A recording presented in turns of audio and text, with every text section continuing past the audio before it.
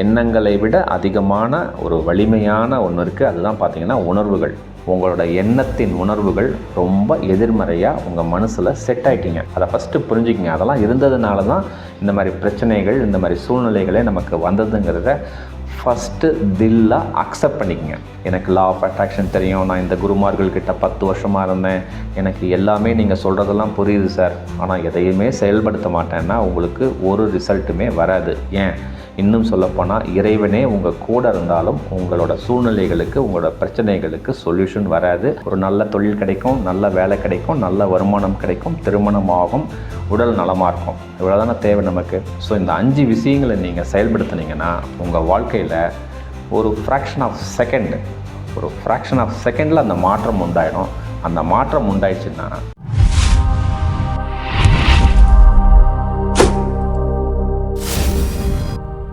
முக்கியமான தகவல், அதாவது எல்லாருக்குமே தெரியும் நம்ம மனசுன்னு ஒன்று இருக்குது. அந்த மைண்ட், அந்த மனசனோட இயக்கம் தான் நம்மளோட செயல்பாடுகள் அத்தனையும் நம்ம வாழ்க்கையில் நடந்துகிட்ருக்குங்கிறது நமக்கு நல்லாவே புரியும். ஓகேங்களா? அந்த மனசில் பார்த்திங்கன்னா எண்ணங்கள் அப்படின்னு ஒன்று இருக்கும், அதுவும் நமக்கு தெரியும். அடுத்தது ஒன்றுன்னு அதுக்கு தாண்டி எண்ணங்களை விட அதிகமான ஒரு வலிமையான ஒன்று இருக்குது. அதுதான் பார்த்திங்கன்னா உணர்வுகள். அந்த உணர்வுகள் மனசுக்குள்ளே இருக்குது. அந்த உணர்வுகள்னால் என்ன, அது எப்படி இருக்கணும், எப்படி இருந்தால் நம்ம தேவைகள் நிறைவேறும் அப்படிங்கிறத இந்த வீடியோனுடைய முடிவில் சொல்லியிருக்கேன். சிறப்பாக செயல்படுத்தினா வாழ்க்கையில் நம்ம என்ன தேவைன்னு கிடைக்கிறோமோ அது சிறப்பாக நமக்கு மேலே இருக்கிற சக்தி அல்லது இந்த இறைத்தன்மை அல்லது இந்த பிரபஞ்சம் நமக்கு அள்ளி கொடுக்க தயாராக இருக்குது. வீடியோக்குள்ளே போகலாங்க. அதாவது அந்த உணர்வுகள் அப்படின்னா என்னங்கிறத ஃபஸ்ட்டு பார்க்கலாம். கொஞ்சம் மனசில் யோசனை பண்ணி பாருங்கள். உங்கள் அப்பாவை யோசனை பண்ணி பாருங்கள், உங்கள் அம்மாவை யோசனை பண்ணி பாருங்கள், உங்கள் ஸ்கூல் டீச்சர்ஸ், காலேஜ் ப்ரொஃபஸர்ஸ், இல்லை நமக்கு மேலே இருக்கிற ஓனர்ஸு, இல்லை ரொம்ப க்ளோஸ் ஃப்ரெண்ட்ஸு, அந்த மாதிரி நபர்களை நீங்கள் நினைக்கும் பொழுது என்ன உங்களுக்கு தோணுதுன்னு பாருங்கள். அந்த உணர்தல் தன்மைக்கு போயிடுவீங்க. அவங்க என்ன செஞ்சாங்க, என்ன செய்யணும், என்னங்கிறது அந்த உணர்தல் தன்மை உங்களுக்கு அப்படியே உங்கள் மனசுக்கு புரிய வரும். இதுதாங்க உண்மை. கொஞ்சம் யோசனை பண்ணி பாருங்கள். வீடியோவை பாஸ் பண்ணிவிட்டு திங்க் பண்ணி பாருங்கள். உங்கள் அப்பாவை நினச்சிக்கிங்க, உங்கள் அம்மாவை நினச்சிக்கிங்க. அந்த நல்ல விஷயங்கள் இல்லை ஒரு சில சிறப்பு குறைவான விஷயங்கள் உடனே நம்ம உணர்தல் தன்மையோட கலந்துரும். அவங்க இப்படி பண்ணிட்டாங்க, இவங்க இப்படி பண்ணியிருக்காங்க, என் அம்மா இப்படி பண்ணாங்க, அப்படி பண்ணாங்க அப்படின்னு சொல்லிட்டு எல்லாமே அந்த ஃப்ராக்ஷன் ஆஃப் செகண்டில் நம்ம மனசுக்குள்ளே வந்துடும். ஸோ அந்த உணர்தல் தன்மைக்கு அந்த அளவுக்கு வலிமை இருக்குது அப்படிங்கிறத ஃபஸ்ட்டு புரிஞ்சுக்கிங்க. அதாவது எண்ணங்களை விட அந்த உணர்தல் தன்மைக்கு அந்த வலிமை அதிகங்கிற புரியறதுக்காக தான் இந்த உதாரணம் நான் இப்போ சொன்னேன். இப்போ பார்த்திங்கன்னா வாழ்க்கையில் நமக்கு சில சூழ்நிலைகள் வருது. ஒரு வேலை செய்வோம், வேலை திடீர்னு போயிடும். ஒரு தொழில் செஞ்சிட்ருப்பேன், அதில் நஷ்டமாயிடும். ஒரு உறவு முறையில் பார்த்திங்கன்னா ஒரு மிஸ் அண்டர்ஸ்டாண்டிங் ஆகிடும். யாருக்காவது பணம் கொடுத்துருப்பேன், ஏமாந்துடுவேன். அவங்க ஏதாவது சொல்லியிருப்பாங்க, அதுக்காக நான் பணம் கொடுத்துருப்பேன், அதையும் இழந்துருவேன். ஒருத்தர் கடனாக பணம் கேட்டிருப்பாங்க, கொடுத்துருப்பேன், அதுவும் நமக்கு திரும்ப வராது. இந்த மாதிரி பல சூழ்நிலைகள் நம்மளை சுற்றி நடந்துக்கிட்டே நடக்குதுங்களா? இதுக்கெல்லாம் காரணம் என்ன? எப்போவாது யோசனை பண்ணியிருக்கீங்களா? ஏன்னா நம்மளாம் என்ன சொல்லுவோம் தெரியுங்களா? சார் நான் கரெக்டாக தான் சார் செஞ்சேன், அந்த தொழில் எனக்கு நல்லா தான் செஞ்சேன், இவன் இப்படி செஞ்சதுனால எனக்கு நஷ்டமாயிடுச்சு. சார் இந்த உறவு முறையில் நான் கரெக்டாக தான் இருந்தேன், அவங்களுக்கு அதனோட பவர் தெரியல, அதனால் அவங்களால தான் சார் இதை கெடுத்துக்கிட்டாங்க அப்படின்னு சொல்லி நம்ம எல்லாம் என்ன செய்கிறோன்னா ஒவ்வொரு நிகழ்விலையும் ஒவ்வொரு பிரச்சனைகளையும் நம்ம மற்றவங்கள தான் ப்ளேம் பண்ணுறோமே ஒழிய நான் என்ன செஞ்சேன், நான் எப்படி இருக்கணுங்கிறத விட்டுடுறீங்க. இது எல்லாருக்கும் பொருந்தும். இதுதான் உண்மைத்தன்மை. நான் என்ன தெரியுங்களா சொல்கிறேன், இந்த இழப்புகள், ஒரு உறவுமுறை பிரிவு, ஒரு பண லாஸு, ஒரு பணம் வர வேண்டிய பணம் வரல, இதுக்கெல்லாம் என்ன காரணம் அப்படின்னு சொன்னீங்கன்னா, ஆன்மீகத்தில் என்ன சொல்கிறாங்கன்னா நம்ம மனதில் ஒரு எதிர்மறையான உணர்வுகள் இருக்கிறதுனால தான் இந்த மாதிரி நடக்குது. ஸோ இதை ஃபஸ்ட்டு அண்டர்ஸ்டாண்ட் பண்ணிக்கோங்க. இது புரிஞ்சதுன்னா ஓகே, அந்த எதிர்மறையான உணர்வுகளை எப்படி நம்ம நேர்மறையான உணர்வுகளாக மாற்றிட்டா நமக்கு ரிசல்ட் கிடைச்சிடுமே.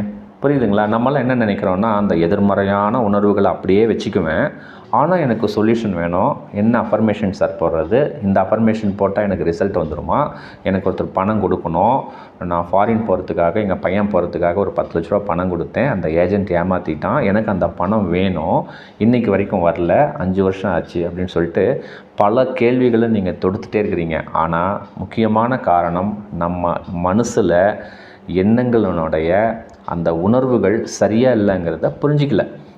அது சரியாக இருந்தால் இந்த சூழ்நிலைக்கே நீங்கள் போயிருக்க மாட்டீங்க அப்படிங்கிறத ஃபஸ்ட்டு உணருங்க. சரி, உணர்ந்துட்டோம், புரியுதுங்களா? அந்த எண்ண உணர்வுகள், அந்த நம்ம மனசில் இருக்கிற உணர்வுகளை, நல்ல ஒரு எதிர்மறையான உணர்வுகள் இருக்கிறதுனால தான் இத்தனை சூழ்நிலைகள் நடக்குதுங்கிறதையாவது ஃபஸ்ட்டு அக்செப்ட் பண்ணிக்கங்க. ஸோ இதை அக்செப்ட் பண்ணாமல், எனக்கு லா ஆஃப் அட்ராக்ஷன் தெரியும், நான் இந்த குருமார்கள்கிட்ட 10 வருஷமாக இருந்தேன், எனக்கு எல்லாமே நீங்கள் சொல்கிறதெல்லாம் புரியுது சார், ஆனால் எதையுமே செயல்படுத்த மாட்டேன்னா உங்களுக்கு ஒரு ரிசல்ட்டுமே வராது. ஏன், இன்னும் சொல்லப்போனால் இறைவனே உங்கள் கூட இருந்தாலும் உங்களோட சூழ்நிலைகளுக்கு, உங்களோட பிரச்சனைகளுக்கு சொல்யூஷன் வராது. காரணம், உங்களோட எண்ணத்தின் உணர்வுகள் ரொம்ப எதிர்மறையாக உங்கள் மனசில் செட்டாக இருக்குது. அதை ஃபஸ்ட்டு புரிஞ்சுக்கிங்க. அதெல்லாம் இருந்ததுனால தான் இந்த மாதிரி பிரச்சனைகள், இந்த மாதிரி சூழ்நிலைகளே நமக்கு வந்ததுங்கிறத ஃபஸ்ட்டு தில்லாக அக்செப்ட் பண்ணிக்கங்க. அக்செப்ட் பண்ணிக்கிட்டிங்கன்னா உங்களுக்கு சொல்யூஷன் வரும். அக்செப்ட் பண்ணாமல் என்ன செய்யணும்னா நம்ம பாட்டுக்கு பண்ணிக்கிட்டே இருக்க வேண்டியது தான். வாழ்க்கையே நமக்கு முடிஞ்சு போயிடும். அதே சூழ்நிலை தொடர்ந்து நடந்துகிட்டே இருக்கும். காரணம் நம்ம தாங்கிறத நம்ம புரிஞ்சிக்கிறதே இல்லை. ஓகேங்களா? இன்னொன்று இப்போ இந்த இடத்துல நான் சொல்கிறேன். இந்த எதிர்மறையான உணர்வுகள் நிறைய நம்ம மனசில் இருந்தால் நம்மளோட கேரக்டர், நம்மளோட செயல்பாடுகள் எப்படி இருக்கும்னு ஒரு உதாரணம் சொல்கிறேன், பாருங்கள். இதில் ஏதாவது ஒன்று நமக்கு இருக்குதுன்னு சொன்னீங்கன்னா நம்ம அந்த மாதிரி சிந்தனையில் தான், அந்த மாதிரி உணர்தல் தன்மையில் தான் இருக்கோங்கிறத ஃபஸ்ட்டு அண்டர்ஸ்டாண்ட் பண்ணிக்கோங்க. பார்த்திங்கன்னா தூக்கம் வந்துக்கிட்டே இருக்கும் அவங்களுக்கு. ஒரு வேலை செய்வாங்க, அந்த வேலையை சரியாக செய்ய மாட்டாங்க, திட்டு வாங்கிட்டே இருப்பாங்க. இல்லை அந்த வேலை செய்வாங்க, நான் நல்லா தான் செஞ்சேன், அவன் தான் திட்டிகிட்டே இருக்கிறான்னு சொல்லி கம்ப்ளைண்ட் பண்ணுவாங்க. ஒரு தொழில் செய்வாங்க, அந்த தொழிலை சிறப்பாக செய்யணும் அப்படின்னு முடிவு பண்ண மாட்டாங்க, லாபம் வராது, ஆனால் அடுத்ததும் தொழில் செய்வாங்க, நஷ்டம்தான் வந்துக்கிட்டே இருக்கும். இந்த மாதிரி சூழ்நிலையில் போயிட்டே இருப்பாங்க. தேவையில்லாத கடன் வாங்குவாங்க, சண்டை போட்டுக்கிட்டே இருப்பாங்க, சம்பந்தம் இல்லாமல் கோபம் வரும், மது பழக்கத்துக்கு அடிமையாவாங்க, போதை பழக்கத்துக்கு அடிமையாவாங்க. இன்னும் சொல்லப்போனால் ஒரு சில தொழிலெலாம் சரியற்ற தொழில்னு அவங்களுக்கு தெரியும், ஆனாலும் இதுதான் சரியான தொழில்னு சொல்லி மறுபடியும் செஞ்சு லாஸ் ஆகிக்கிட்டே இருப்பாங்க. பல லட்சங்கள், பல கோடிகளை கூட இழந்துடுவாங்க. இருந்தாலும் அவங்ககிட்ட இன்றைக்கி போய் பேசுனீங்கன்னா, நான் செஞ்ச தொழில் நல்ல தொழில் தான், எனக்கு அந்த நேரத்தில் ஒத்துழைக்கலை அப்படின்னு பேசிக்கிட்டே இருப்பாங்க. புரியுதுங்களா?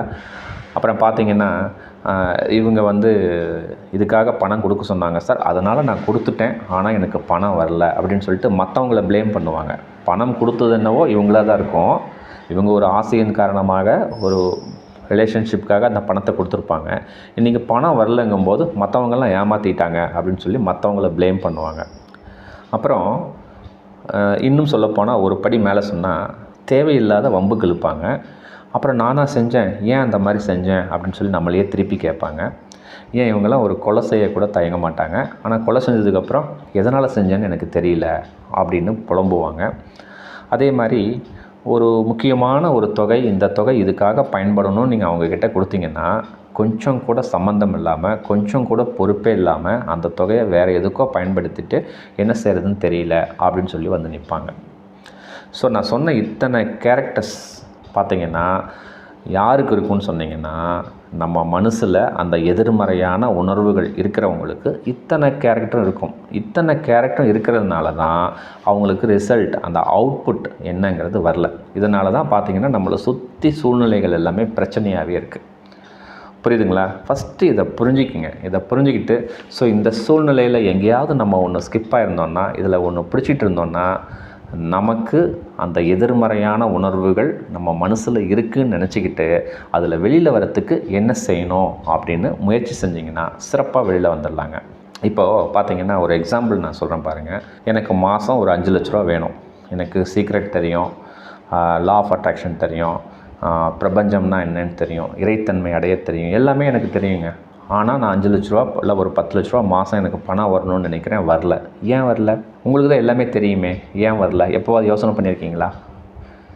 எல்லாமே எனக்கு தெரியும், செயல்படுத்தவும் தெரியும், ஆனால் எக்ஸிக்யூஷன் அங்கே இல்லை. அதனோட செயல்பாடுகள் அங்கே இருந்தால் தான் நமக்கு ரிசல்ட் வரும். ஏன் உங்களுக்கு நடக்கலைன்னா, அந்த எதிர்மறையான உணர்வுகள் உங்கள் மனசில் நிறையா இருக்குது. என்ன இருக்கும்?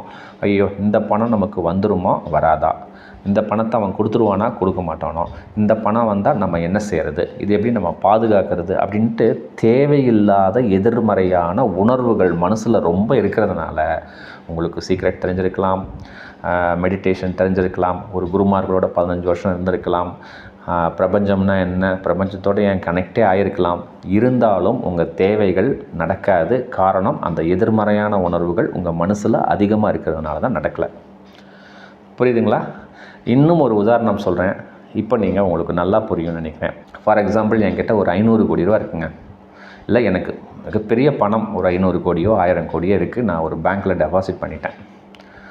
அடுத்த நாள் என்ன பண்ணுறேன், இன்றைக்கி என்ன செய்கிறது, இன்றைக்கி ஒரு 1000 ரூபா வேணுமே, இன்றைக்கி சாப்பிட்றதுக்கு 100 ரூபா வேணுமே, ஐயோ ஸ்கூல் ஃபீஸ் பசங்களுக்கு கட்டணுமே, காலேஜுக்கு ஃபீஸ் கட்டணுமே, மிஸ்ஸஸ் இந்த பணம் கேட்டாங்களே, இந்த பொருள் வாங்கிட்டு வர சொல்லியிருக்காங்களே, நான் ஒரு கார் வாங்கணும், என்கிட்ட 5 லட்ச ரூபா வேணுமேன்னு சொல்லிட்டு சுற்றிக்கிட்டே இருக்கிறோம். ஒரு 500 கோடி ரூபா 1000 கோடி ரூபா பேங்க்கில் டெபாசிட் பண்ணியிருக்கோம். அது தெரியாமல் இன்றைக்கி என்ன செய்கிறது, இதுக்கு என்ன செய்கிறது, இதில் தான் சந்தோஷம் இருக்குது, அதில் தான் சந்தோஷம் இருக்குன்னு சொல்லிட்டு எல்லாருமே ஓடிக்கிட்டே இருக்கிறோம். அந்த 500 கோடி ரூபா 600 ரூபா பேங்க்கில் போட்டிருக்கீங்க, அதுதான் இறைத்தன்மை, அதுதான் இந்த பிரபஞ்சம். ஸோ அது நம்மக்கிட்ட இருக்குங்கிறது தெரியாமல், அந்த இறைத்தன்மையை அடையணும்னு தெரியாமல், இதில் சந்தோஷம் இருக்குது, அதில் சந்தோஷம் இருக்குது, இன்றைக்கி என்ன செய்யலாம், நாளைக்கு என்ன செய்யலாம்னு சொல்லி கஷ்டப்பட்டுக்கிட்டே இருக்கிறது தான் நம்மளோட பொழப்பாக போயிடுச்சு. கொஞ்சம் யோசனை பண்ணி பாருங்கள். காரணம் என்ன, அந்த எதிர்மறையான உணர்வுகள் நம்ம மனசில் அதிகமாக இருக்கிறதுனால தான் அந்த இறைத்தன்மைன்னு ஒன்று இருக்குங்கிறதே நம்ம தெரிஞ்சிக்காமல், நமக்கு மேலே ஒரு சக்தி இருக்குது, பிரபஞ்சம்னு இருக்குது அப்படின்னு தெரியாமல், இன்றைக்கி என்ன தேவை, நாளைக்கு என்ன தேவை, இந்த டியூ எப்படி கட்டுறது, அந்த டியூ எப்படி கட்டுறது, என் பையனுக்கு எப்படி கல்யாணம் பண்ணுறது, என் பொண்ணுக்கு எப்படி மாப்பிள்ளை பார்க்குறது, இந்த செயலுக்கு நான் என்ன பணம் செய்கிறதுன்னு சொல்லிட்டு ஓடிட்டுருக்கிறீங்க. கொஞ்சம் யோசனை பண்ணி பார்த்தீங்கன்னா, அந்த இறைவன் நம்ம அடைஞ்சிட்டா, அந்த இறைத்தன்மை நம்மளோட தான் இருக்குதுன்னு தெரியாமல் நம்ம பாட்டுக்கு ஒரு எதிர்மறையான உணர்வுகள் அதிகமாக இருக்கிறதுனால தான் இந்த சூழ்நிலையில் நம்ம இருந்துகிட்ருக்கோம். புரியுதுங்களா? இப்போ சொல்யூஷனுக்கு வந்துடலாம். இப்போ உங்களுக்கு புரிஞ்சிருச்சு எதிர்மறையான உணர்வுகள் நம்ம மனசில் எப்படி இருக்குது, அது என்ன கேரக்டர், அதுலேருந்து நம்ம வெளியில் வரணுன்னா என்ன செய்யணுங்கிற பார்ட்டுக்கு வந்துடலாம். ரொம்ப சிம்பிளாக நான் சொல்கிறேங்க. நேர்மறையான உணர்வுகளை புகுத்துனா போதுங்க, இந்த எதிர்மறையான உணர்வுகள் வெளியில் வந்துடும். என்ன செய்யலாம்? ஃபஸ்ட்டு விஷயங்கள் என்ன செய்யலாம், ஒரு தியானம் பண்ணுங்கள். சிம்பிளாக ஒரு மெடிடேஷன்னா நம்ம ஏதோ பெருசாலாம் நினைக்க வேண்டியது இல்லைங்க. அமைதியாக எந்த டிஸ்டர்பன்ஸ் இல்லாமல் காலையில் எழுந்தோன்னா அமைதியாக உட்காருங்க. தியானமோட நோக்கம் என்ன தெரியுங்களா? அந்த தியானம் பண்ணுனா அந்த எண்ணங்களினுடைய ஓட்டம், அந்த எண்ணங்கள் பார்த்திங்கன்னா மெதுவாக வரும். ஒரு எண்ணத்துக்கும் அடுத்த எண்ணத்துக்கும் ஒரு கேப் இருக்கும். அதுக்காக மட்டும்தான் தியானம் செய்கிறோம். ஸோ தியானம் செய்யுங்க. ஒரு 10 நிமிஷம் பண்ணுங்கள், ஒரு 20 நிமிஷம் பண்ணுங்கள். என்னவோ அந்த மெடிடேஷன் என்ன தெரியுமோ உங்களுக்கு தெரிஞ்சதை செய்யுங்க. ரெண்டாவது, மாற்றம் கொண்டு வர பாருங்கள். பார்த்தீங்கன்னா இன்றைக்கி ஆஃபீஸில் பைக்கில் போகிறீங்க, போங்க. நாளைக்கு என்ன பண்ணுறீங்க, இன்னும் ஒரு நாள் 10 நாள் கழித்து உங்கள் ஃப்ரெண்டோட பைக்கில் போங்க, இல்லை ஒரு நாள் பஸ்ஸில் போங்க, இல்லை ஒரு நாள் ட்ரெயினில் போயிட்டு அங்கேருந்து ஆட்டோவில் போங்க. இந்த மாதிரி மாற்றம் கொண்டு வர சின்ன சின்ன விஷயத்தில் மாற்றம் கொண்டு வர பழகுங்க. ஒரு நாளைக்கு காஃபி சாப்பிட்றீங்க, ஒரு நாளைக்கு காலையில் கேளுங்கம்மா எனக்கு இன்றைக்கி காஃபி வேணாம், எனக்கு டீ கொடுங்க, எனக்கு லெமன் டீ கொடுங்க. அந்த மாதிரி மாற்றி சாப்பிட பழகிக்குங்க. நான் சொல்கிறதெல்லாம் ஒரு சின்ன சின்ன விஷயங்களாக தான் இருக்கும். ஆனால் இதை நீங்கள் இம்ப்ளிமெண்ட் பண்ணிங்கன்னா புதிய மாற்றங்கள் இன்னும் சீக்கிரமாக நம்ம அடாப்ட் பண்ணுற நம்ம ஆள் மனசு தயாராகிடும். அதுக்காக தான் நான் என்ன சொல்கிறேன், மாற்றம் கொண்டு வர முயற்சி செய்யுங்க சின்ன சின்ன விஷயங்களில். மூணாவது, நன்றியுணர்வு. எல்லா நேரமும் எவ்ரி 1 hour நன்றி சொல்லுங்கள்.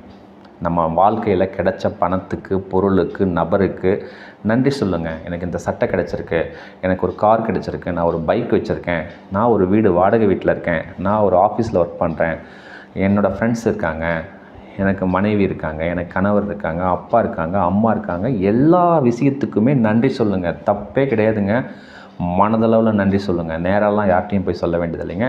மனதளவில் சொல்ல சொல்ல சொல்ல சொல்ல நம்ம எதிர்மறையான அந்த உணர்வுகள் எல்லாம் பாசிட்டிவிட்டியாக மாறுறதுக்கு சீக்கிரம் ரீச் ஆகிடலாம்.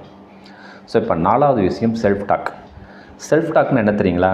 எப்போவுமே நம்மலாம் ஏன் தெரியுங்களா நம்ம நெகட்டிவிட்டியிலே இருக்கிறோம், நம்ம தேவைகள்லாம் ஏன் தெரியுங்களா நடக்க மாட்டேங்குது, என்ன நடக்கலையோ அதை பிடிச்சிக்கிட்டு அந்த வருத்தத்திலேயே போயிட்டுருக்கோம்.